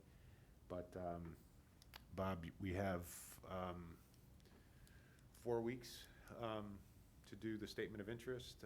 We would update the high school one. We'd have to create the Pine Glen one. Again, all doable, but we can submit. Can we submit both? And we have to choose one priority. Isn't that correct? So what Dr. Conti just said is true. So the high school one would be an update. We can import all the information that has previously been entered, change any dates, add any additional work that's been completed at the building. The Pine Glen one would need to be built from the ground up. We can only have one priority. So I don't want to say that it doesn't matter if we submit two. They're going to look at the first one first, and then depending on funding, potentially look at the second one. I know that, like I said, the Pine Glen one would be more work, but we definitely could get it done in the time frame. I'm just throwing it out there. I think we need to, I'm just not comfortable thinking that we're ever going to get money for the high school unless they create a new category. But Pine Glen would fit into the existing categories. So it's, it's up to the committee. It's just a thought. Any other comments or opinions on that? Just refresh my memory, how many times have we submitted the high school? 8. 8. Yeah. Martha? Yeah, clearly, well, not clearly, there's a need at both buildings, clearly. I feel really strongly about the BHS renovation being a top priority. We were discussing the health of the air quality in the high school before COVID showed up. We have, I mean, I don't need to repeat it all, but the heating system goes, it's going to cost millions of dollars to put something outside the building to manage the heat, the HVAC system here. There is no replacing it anymore unless we do a renovation. Is it realistic to put it into the MSBA? Probably not real high, but I also don't know how realistic it is to do a Pine Glen where if the enrollment issues are the top priority, top criteria, if we're building a new Fox Hill, would they then say, well, now you're all set because you don't have enrollment pressures anymore? So I do think they're both important. I don't know if putting 2 in would be valuable. I'm feeling a little concerned about all the projects on Mr. Cuna's table. You know, if it was prepared and we could just put it in as a second one, I would probably be in favor of putting in a second proposal. But if it's not, I mean, neither one seems terribly realistic this year, but I do feel like, you know, I feel like we're moving forward with the BHS renovation, regardless of the MSBA, with our current design and planning and feasibility kinds of work that is ongoing, which I was going to see if we had any updates on after this conversation. So I don't know. I mean, Mr. Kuhn is always very agreeable, and he says, well, we could put one together in 4 weeks, but what else is he working on, you know, in the next 4 weeks? So I don't know what's realistic or not. My 2 cents, I think, are that technically the question of whether or not the Fox Hill project is going to be a Fox Hill replacement or a Fox Hill Pine Glen combination is still technically on the table. I think, you know, we talked about it some, and whether there's going to be sentiment to try to combine them is probably doubtful at this point, but technically it's still on the table. So it seems to me if we truly want to get a legitimate statement of interest for the Pine Glen School, in my opinion, it's still a little bit early for that because we don't know quite yet how large the new Fox Hill School will be. Does it in fact answer our enrollment problems? The brand new Memorial School didn't do it. So we're using the state's enrollment projections, and based on history, that's not going to necessarily solve our problems. So I think my feeling is we should put the statement of interest in for the high school, if for nothing else, just for practice. And and by this time next year, when it's time's rolling up for next year's statement of interest, by then we'll, I think, have a firmer idea of what the Fox Hill project is going to be comprised of, both with size-wise and whether it's a standalone building or not, and then we'll be in a better position to focus on the items in our statement of interest for the Pine Glen School that hit the red hot topic buttons for the state. Enrollment might or might not be one of them, but I think it's just too early to kind of, in the next week or 2 or 3, try to figure that out. I just don't think there's going to be enough time to get the information that we need to do it. That's my 2 cents.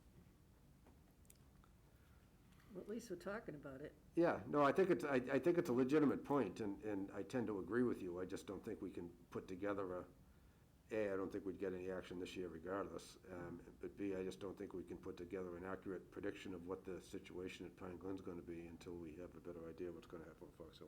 You're right, and I'm glad we're talking about it. Yeah. So if there's anything else, any other discussion on that, obviously we can have it. Otherwise, maybe Bob, you can just go forward with the high school one as planned, and we'll see how the rest of it develops over the next few months. If I may, there's a question that somebody typed. It says, why can't you move MSMS to the high school, Pine Glen and overflow to MSMS? You get your new high school because you can fill it with students. Because what? What's the last part? Because you can fill it with students if you move the Oh. 1 middle school into the high school. Where's the high school I'm going? reading the question. That's it. So it says, why can't you move MSMS to the high school?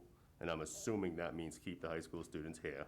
Oh. Then you free up the middle school and move Pine Glen and Overflow, I don't know what Overflow is, to MSMS, and then you would get a new high school because you'd fill it with students. In other words, increase the number of students in the high Enrollment school till it's too full, and then apply for a new school. But in the meantime, you'd have less than, Get one in 8 years, Yeah. best case scenario. in the meantime, you'd have not a very solid academic model. I guess I haven't seen too many 6-12 models. I think it would be, I was gonna say the same thing. It points for creativity, but I'm not sure that would work. no, that would create enrollment pressure. So I think if that was the issue, then I think that is a possible However, solution. if it's self-created, I'm not sure That's right. how eager they're gonna be to solve the problem. All right, so, anything else, Bob? Was that the only thing that you had for the school building facilities? No, I will say that ongoing feasibility study here at the high school, we did have face-to-face meetings last week. We have one scheduled for Thursday of this week, another one scheduled on June 2nd. So there is some progress with the feasibility study here at the high school. Okay, thank you. Thank you. Questions for Bob? No. Fox Hill Building Project. Thank you, Mr. Chair. I'm going to drag Bob into this as well, but Nicole, Bob, and I are meeting every week on the Fox Hill project just to make sure we're not missing anything and to keep it sort of on the front burner, and because a lot of the initial work is documentation and signing. The project doesn't officially kick off until June 1st, so again, we're still pre-kickoff, but we're trying to have these conversations. I do think Bob did have conversations with MSBA that he will sort of convey. We had some specific questions from the committee about the consolidation question and when we can answer that. And I think in my reflections, maybe I've evolved in my thinking some. So I guess is what I would say, because just at our meeting this week, I said I would support the consolidation study moving forward, and then the question was posed to me, forget sort of the financial piece, would I instructionally support an 800 or 900 student elementary school? And I wouldn't. And so I guess I'm paid to advise you educationally, not on the politics or the finances. So I'm going to tell you the best educational model would be to maintain the 4 schools. And if you all want to fight the fight to do that, I'll build the instructional program. So that's what I'd say. But Bob, if you want to just convey what you discussed with the MSBA on the consolidation question, just so the committee has the right information. Okay. So we have a project coordinator assigned to us, Brittany Gomes. I reached out to her directly and asked, could the school committee, before we even have a school building committee assigned, could we choose to not look into consolidation? There's 2 answers to that. The answer is, yes, you can. The second answer is, you don't have to. So there's a second time when you can not do that. If you do say no now, we won't even look at it. As submitted, the project is Fox Hill, and that's what they're going to focus on. In our last meeting, we discussed that there was an additional step and additional work and surveys that need to be completed while considering consolidation. And that is partly in the enrollment and then also during the feasibility study as well. So during those times, it may be information that comes to the table that you all choose to then not consider consolidation. It may be that MSBA chooses not to consider consolidation at that point either. But that's the second time when you can say no to that. So you're not committed to staying in consolidation, but there potentially may be some useful information by doing it. So. Mr. Chair, I don't want to eliminate the opportunity for more discussion, but I would like to make a motion that we move to eliminate the consolidation option as we move forward with MSBA and go forward with a Fox Hill replacement option. And I feel like I've been reluctant to do that in the sense of wanting to make sure we have all the information. We did have a forum last year, and there were so many reasons why it didn't seem to make sense to consolidate, whether it's traffic, whether it's people really liking their neighborhoods, their local schools. I mean, the Pine Glen community is a very special community.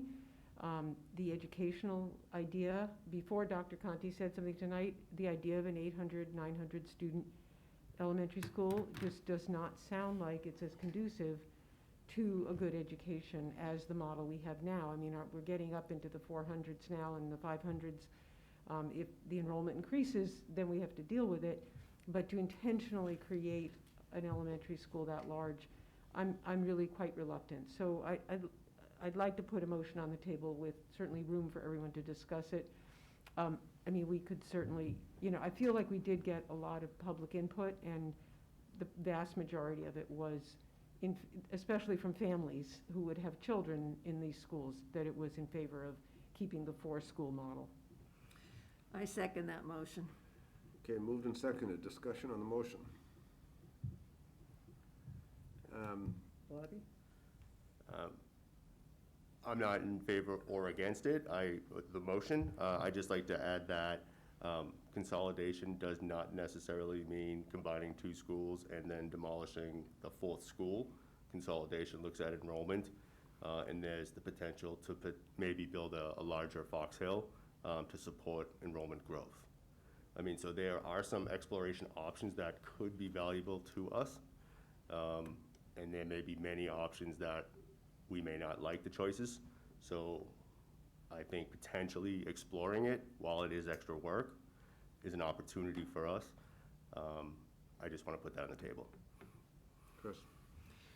Yeah, Bobby, I think in the past, when we've looked, and we have looked at a variety of options, we looked at changing models and having different grades in different buildings, not the model that we have now. And like I said jokingly at the last meeting, but I think I got quoted in the paper, Martha and I don't always agree, but we agree on this one. I think that the model that we have is a model that should be kept. And I feel very strongly that we should replace the Fox Hill School, and we should do either replacement or rehab on the Pine Glen School. And I think that we are muddying the waters by entertaining this and having more and more questions and concerns and anxiety. Is it going to change to this or change to that? So I am very much in favor of Martha's motion. Carol? Just remind me, when you said there's we could say no now or we could say no later, when is the later date? Through the chair. That's one part I left out, actually, is that in the last meeting we discussed that right now the 270 days from June 1 is the eligibility period. We don't move into the feasibility period unless, again, MSBA selects us to move into that next phase and we complete all the steps of the eligibility period. Also, once the eligibility period is complete is when we would look to select an OPM. So right now, we're really just in the questionnaire side of it, the vote side of it, the approval side of it, and the school building committee side of it. The deeper conversations happen in the feasibility side of it. There is an enrollment questionnaire that needs to be filled out during the eligibility period, but again, the deeper consideration happens in the feasibility. So potentially we're looking at about February of 2022, give or take.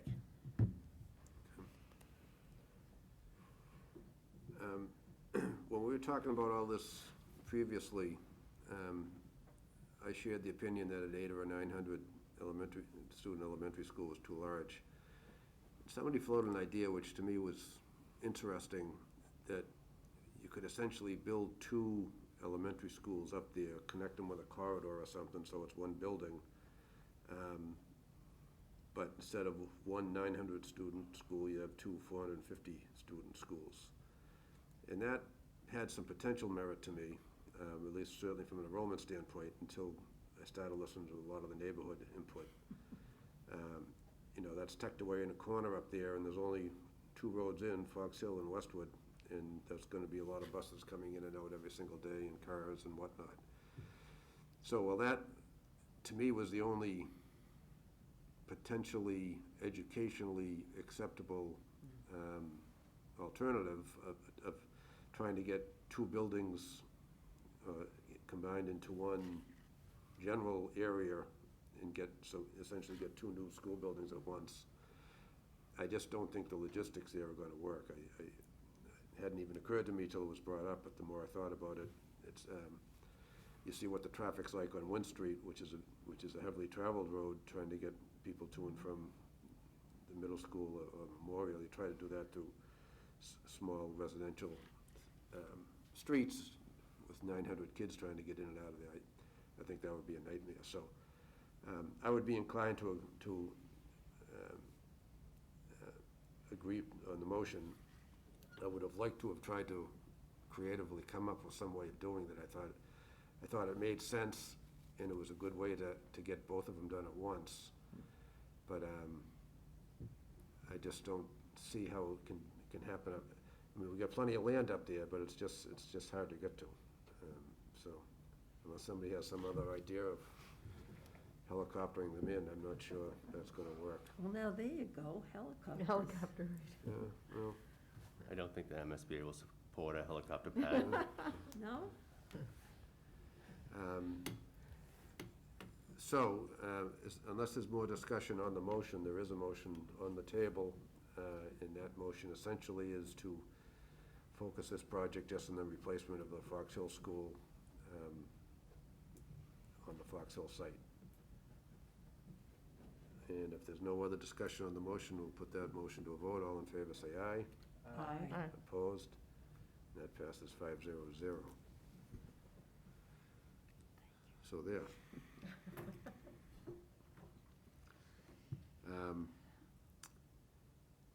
Yeah, so we're just gonna keep going on. We gotta do the committee at some point, and the building committee, the end of June is still the goal for that? Yep, Okay. and then I do think that we were a bit off in our OPM timeline, so I think that can get pushed out a little bit, according to Brittany, our MSBA rep. So we're gonna get the committee an updated timeline. Okay. Yeah, I'm sure next month. Go ahead, Bob. Bob? What doesn't change, though, is the deadline for the school building committee. That still needs to be completed. We are planning to have it on next week's agenda, or next school committee agenda for June 22nd, in order to meet the deadline. Okay. Wait, isn't our next No, meeting? it's two meetings. That's the Okay. second meeting in June, so we'll have it on this, so the agenda for the second meeting in June. Okay. So we'll go from Martha? there. Is there more of a update on it in terms of you, Dr. Conti, or? No, Mr. Cuno? I'm going back to the statement of interest. I'm assuming now that this vote was taken, that we're still gonna submit for the high school, and then Yeah. we'll see afterwards, Yeah. okay. Okay, I'd just like to mention, Mr. Cuno received a notification about a workshop by the MSBA to explain more about energy efficiency, and a concept that's been going around called net zero.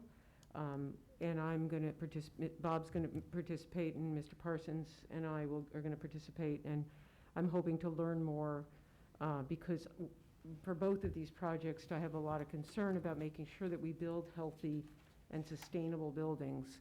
And I know there are people in the community who feel the same way, and these buildings are going to be here 50 years from now, and we need to be looking at these issues. And because of new technologies and such, some of these new proposals and energy efficiencies can really save money as well sometimes. So I'm really looking forward to that, and hopefully we'll be able to bring back information to the building committee at least, and maybe some information for you if you are interested. Thank you. Okay, moving on, we already did the CPAC Teacher Awards. The next item on the agenda is school fields, natural grass synthetic. I can see Mrs. Monaco's here starting to rise in the back of her neck. Well, I got a message from Mrs. Russo already. I was hoping she was on vacation. As Martha, Chris, and I recall, and Catherine and Carl, this was before your time, we had a discussion a couple of years ago. The rec department instituted a new maintenance program for the grass fields in town. And they combined with an outfit, a company called Tom Irwin, and the short of it is that the playing fields were really deteriorating. The Simons Park field, there's the Wildwood field, some of the other larger fields in town, the grass just wasn't coming back. It was being overtaken by weeds, and it was, they decided to make a concerted effort to try to improve the playing fields. And so they instituted this program on the Wildwood Park field and on the Simons Park fields. And within a very short time, there was a noticeable improvement in the quality of the grass and the playing surface. It went from, scatterings of clover and dirt and clumps of kind of grass and kind of no grass to a pretty plush playing surface. And like I said, it was very noticeable. So they came to us a couple of years ago because they wanted to expand that treatment plan onto the playing fields on the school property. But the school department and the school committee has a policy of organic only fertilizer and things of that nature. So after much discussion, it was decided amongst the school committee to leave our organic only policy in place. And so that was a little, a year and a half ago or so. The high school baseball team had their first game, I think it was their first game a few weeks ago, was just before our last meeting, and the athletic director had sent a picture to Bob, who he showed it to me after the meeting, of a field full of dandelions where the varsity baseball team is about to kick off their new season. And it wasn't, they weren't even yellow dandelions, so they weren't even pretty. They were just the fuzzy ones that make you sneeze. So it wasn't a very attractive, and certainly not the best playing conditions for a varsity baseball game. And if you went right up the street to Simons Park and to Wildwood, you couldn't find a dandelion if you're looking for them. It was just good, solid green grass. So in any event, being on the Recreation Commission as well, at our next Recreation Commission meeting, I brought it up to the other commissioners, and the basic explanation, if you will, was that because we're not using the Tom Irwin on the Francis Wyman field in particular, doesn't use is only used in organic treatment, be it fertilizer, and they don't put the weed killer on. And so consequently, from what he says, it takes a lot longer to get the weeds out of there. They kind of have to be overtaken over time. So I agreed to bring back to this committee the issue again,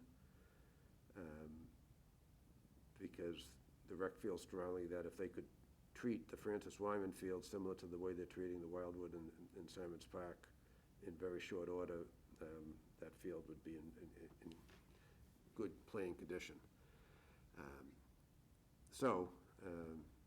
And now that we have two new members on the board, I don't know whether the will of the committee has changed at all, but I told them I'd bring it back. The only field that we're really the main field we're discussing is that school property is the Francis Wyman playing field. And this is the one way behind the building. I don't know whether the kids go out there during the day for recess, but my guess would be they spend more time at the playground area as opposed to out in the field, but I guess I don't know that for sure. But they're not necessarily looking to do this on the fields in front of the grass areas in front of the building or anything of that nature. It's just a playing field. The only other playing field that's on the school piece of property that's used a little bit at the high school level is the soccer field behind Memorial School. I guess my understanding that's used for practice a little bit, but so potentially that one would be also eligible for a change in policy if we were inclined to do that. But I think it's mainly the Francis Wyman Field. That's where the varsity baseball team plays their home games, and they also play some soccer games down there in the fall that they can't play on the high school field. So in any event, I agreed to put it back before the board. If there was any interest on the school committee in modifying the existing organic-only policy to allow the Tom Irwin Company to, actually the rec department, maintenance guys who actually do the work, the Irwin Company supplies the product, to treat the Francis Wyman playing field in the same manner that the Simons Park and Wildwood are treated. And if there's a willingness on the board to change that policy, then I will let the Recreation Department know when they could do that. When we were talking about it 2 years ago, the first treatment was going to be in June after the kids were out of school. And then they'd also do a treatment in the fall, which they would time for a week or two before the kids went back to school. So there wouldn't be children in the building during either of the treatments. And the treatment is it's a weed killer and it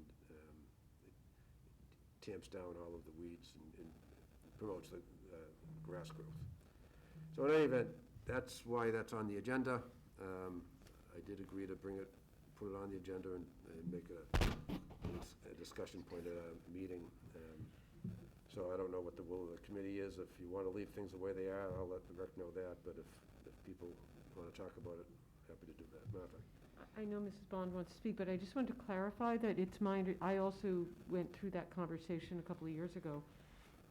And it's my understanding that the treatments that the rec department uses are primarily organic. Mm-hmm. They're doing aeration, they're doing overseeding, they're using organic materials for the most part.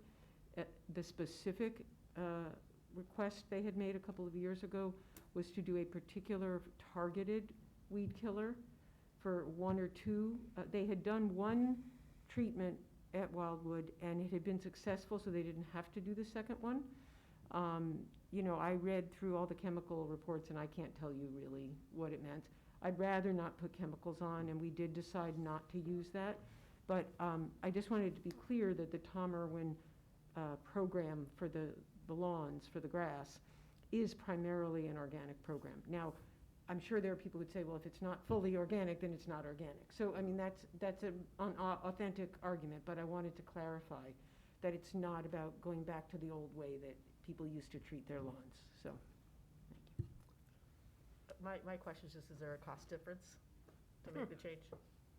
Oh, yeah. Well, actually, if I recall, the cost of trying to do it organically, I believe was more expensive, wasn't it? Mm-hmm. No, Yeah. that's what I recall, but I just was Right. trying to. So, and we've been contributing, what, $15,000 a year, Bob? That we contributed to the rec department maintenance budget to assist them in the treatments of Francis Wyman School primarily. I don't know if there are any others on that list. Yeah. So, yes, the organic material is more expensive.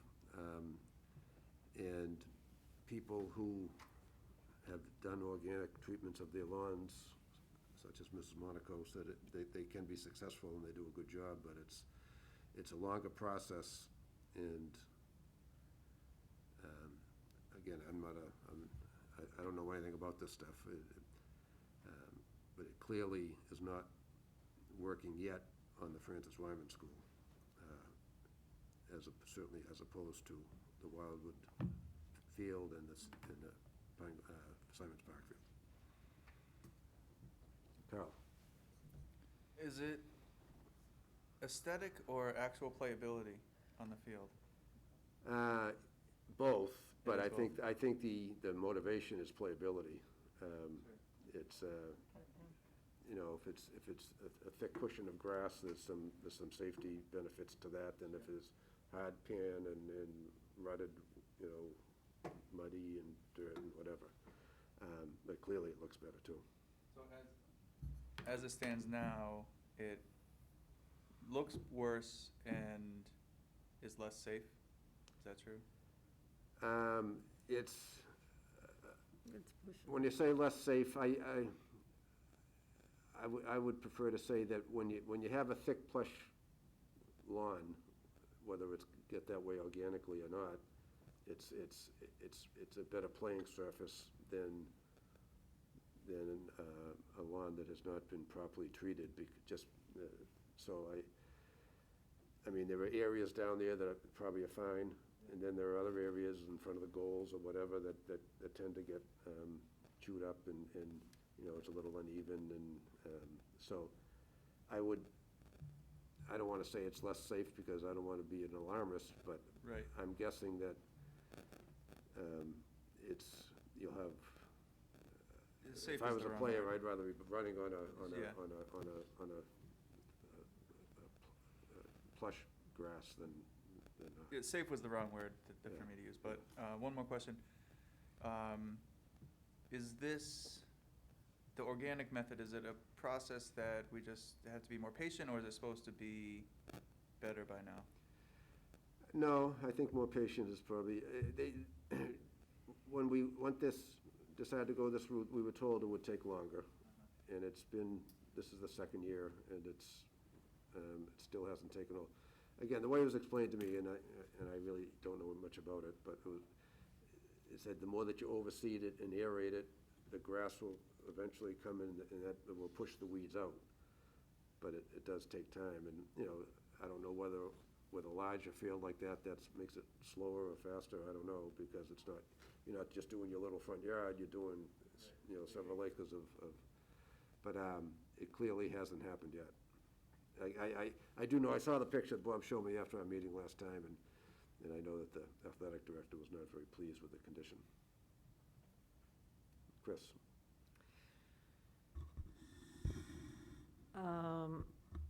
I get very frustrated with this discussion because I have quite a bit of experience personally with a husband he's got not only green thumbs, but all his fingers are green. And you can do a beautiful, organic, thick, plush field, but you have to do the required work. And when we went on that tour, it was clear from the conversations we had that not enough product had been purchased prior to hooking up with this new guy. The time hadn't gone into it, the work hadn't gone into it, and the fields were a mess. I remember saying the school department should contribute and we should make sure it's done right, but the problem is that the rec department really doesn't have the workers and the time to get everything done that they need to get done, and also that as a school committee member, that I would like done to make the fields organic and plush. But yes, it can be done. It takes time and it takes money, which I would, as a school committee member, be certainly willing to provide additional funding to help us have organically safe, green, plush fields. Mrs. Russo was fervent in her feelings about not exposing students to chemicals, and that doesn't look so bad. Some dandelions, but it's still green. All right, so like Kristen, who took probably the lead on this when she was on the committee, I completely agree that we should not be exposing children to any chemicals she sent me a message, and she said, you know, recently there's been this thing with the water, with the new state regulations changing, and now we have too many parts per whatever of some chemical because of the wells and the prior contamination. And to combine that with poison on the field, even if it's once in a year or 2 years, it's there. And I am not going to change my mind. I'm only one person, but I think that we should have organic fields, and I think that we should spend the time, the effort, and the money, even if it means hiring someone to do the fields and maybe taking the burden off rec, because it doesn't seem to be working out they don't seem to have the manpower to take care of it. Well, I mean, they take care of the other ones, so if you're saying they don't have the manpower to do an organic program, that could be, because I think that does. That's what I'm saying. Requires more time and more materials, but, I mean, the other fields are being properly maintained. And the only other thing, from a devil's advocate standpoint, our kids, those with kids who are playing youth sports, they're playing on those on that, whatever it is, when they play at Simon's Park and at Wildwood's Park. So it's. Tom, there's someone on Facebook that Yeah. just wrote the Sprouts kids play on the field. Way back, The Sprouts kids are the little ones. right, okay. So, All right, like, I'm not necessarily advocating for it. I just told them I'd bring it up for a point of discussion, because, like I said, the field is clearly not equal to the fields at Simon's Park and Wildwood, and I think they can be. it should be. If we adopted. They should be even organically, though. Martha? I'd like to, well, a couple more comments. One is that when we had this conversation with the rec department and the Tom Irwin people a couple of years ago, they also said in order for it to be successful, it had to be an irrigated field. And it was my understanding that the soccer field in the back of Francis Wyman is irrigated. So Mr. Cuna, is the baseball field irrigated? So is this even an option? It is, the whole area is. That whole area is, Okay. yeah. So that's an option. There also was the option for us to say, well, we would do one round of treatments and we don't have to do it again. We can see if it feels like it speeds it up a bit. There was even an issue of, in terms of, what's good for the planet, how many more times do you have to run the tractors and the things that spew, carbon dioxide into the air, versus doing 1 or 2 treatments and then having it be strong enough to maintain with the full organic. And the other question I had is about, are they treating it I know there was some comment by the rec workers that they didn't have time to do it properly. When we added our funding, we were adding funding so that they would at least have enough money to pay for the materials properly, because they also said that they hadn't been using the right amount of material, the organic materials. So I have all those concerns, and so what I'd like to suggest is, we're sitting here saying, well, we don't really know about the chemicals in this, although if you clearly don't want any chemicals, the rule is clear. But I would like it if someone could put together a written explanation, especially where Mr. Foss and Mrs. Bond weren't part of that conversation. I don't have, my notes in front of me from 3 years ago. Yeah, I can do that. I'd like us to have a summary that we could look at, that people who hadn't looked through it before did, and look at what the advantages are of each side, what the disadvantages are of each side. Mrs. Monaco, if you wanted to write up the reason why we should do completely organic, that's okay too. That would be welcome, so we can really make an informed decision. There are many, many issues here that balance each other, just like many other complicated things that we have to make decisions on. I did watch Mrs. Russo's presentations and was watching the school committee meetings for that. I mean, I mean, if that's something you feel we should take the time to do, but I don't know if that's going to change my mind one way or the other. Okay. Brendan Egan said, you know, he'd be happy to line up the Tom Irwin guy if anybody wanted to meet with him or talk to him and whatever other materials he might have. I'm all set. No, I like the idea of keeping organic if Keep it we can. organic, Yeah. okay. Bob?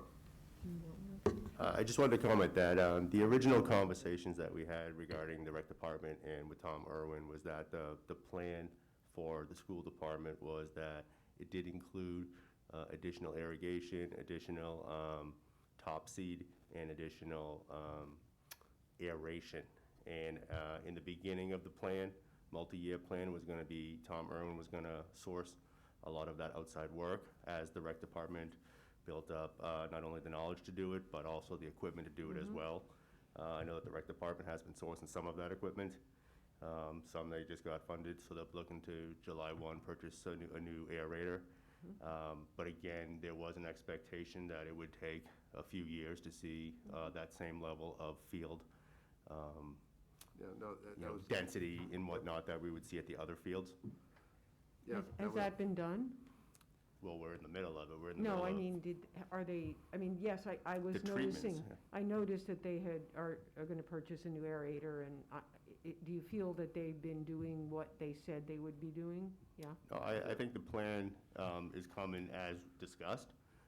It's just that I think we're looking to have it done sooner, and we're not seeing it, like I said, on the playing surfaces now. And again, the athletic director's not seeing it now. But I think potentially if we wait some time, we may get there. It's just that it's taking a little bit longer. And I think the school committee's graciousness to contribute money helped kickstart that program, put a little more emphasis on the rec department to get us to that better playing field. But again, those conversations were just recent, kind of just before the pandemic. Last year, a lot of work wasn't done on the fields. So it's not a lost year, but not the full attention was put towards it. Now we're kind of getting back into that again. So again, I think if we had 2 solid years, we may have a better playing field than we do now. Yes. Mr. Murphy, would you kindly find out from the Rec Commission or from Brendan or whoever, if the field has been properly watered, given the water ban, or is that the, one of the, I would say, large factors in why it might be not coming along real well? Yes, we do. Yes, I will certainly yes, ask that yes. question, Mr. Monaco.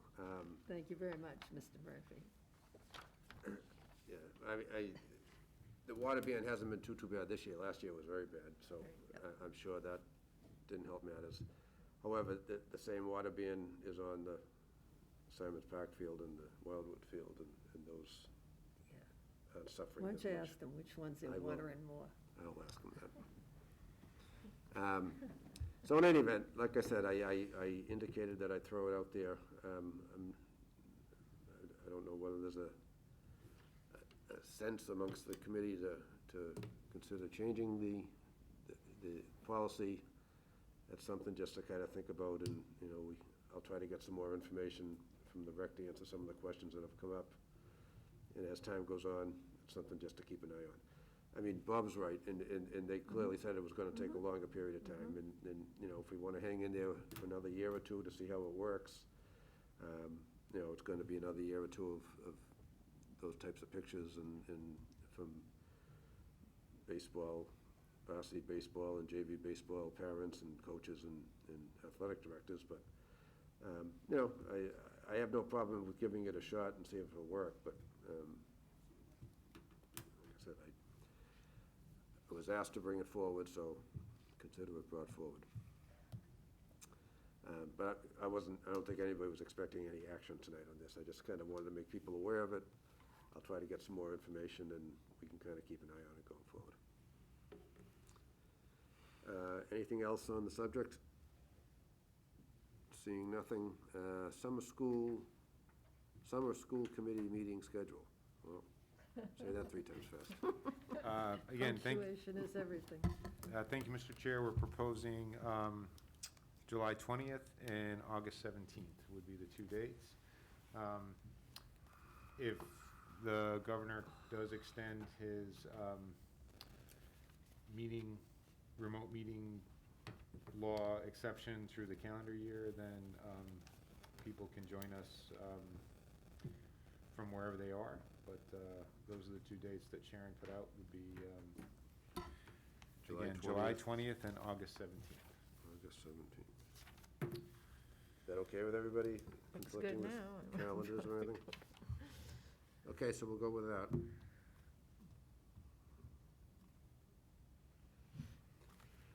Alrighty.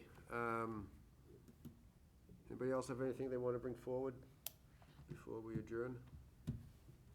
Dr. Conte, we all set? Yes, sir. All right, Chair will entertain a motion to adjourn. So moved. Moved and Second. seconded. All in favor, say aye. Aye. Opposed? We are adjourned.